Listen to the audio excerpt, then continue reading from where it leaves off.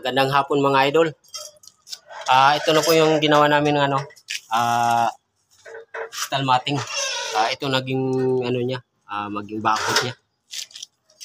Dapat yung hollow block, pero wag na daw hollow block. Saka na lang ng hollow block pagka pa sa taas, mag-i-slab.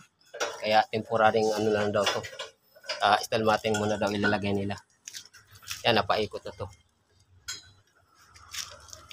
Ito, bubuhusan pa namin to kasi abang naman to sa pagdating sa taas na magustos na mag-i-slab. Ito yung mga baka nito. Bubuhusan pa namin to. Abang lang to. Ito mo yung ginawa namin, stall matting. Sunod naman yung gawin namin, yung hagdan, yung sa may gabay. Yung sa gabay, stall matting lang daw ilalagay. Hindi na daw mga square bar. Stall matting na lang daw kasi may sobra kaming stall matting. Yun na lang daw ilagay namin doon sa may gabay, sa may ilalim ng gabay. Hindi na grills. Hindi na square bar.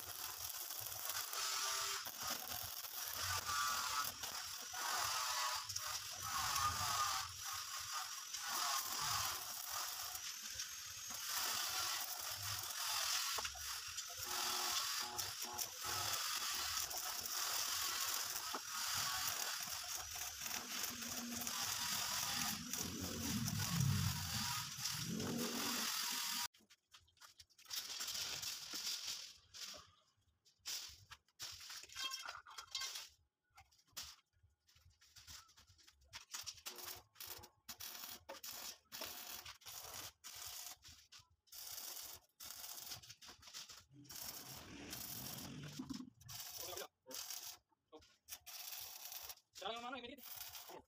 Bueno.